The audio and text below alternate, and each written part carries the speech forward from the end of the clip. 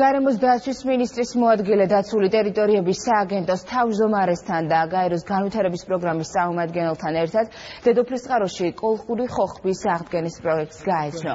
მათ ვაშლოვანის მეგობართა ასოციაციის მიერ დაარსებული კოლხური ხოხბის საშენიც დაათვალიერეს. პროექტის მთავარი მიზანი კოლხური ხოხბის გამრავლება და მეხოხბეობის როგორც სოფლის მეურნეობის დარგის განვითარებაა.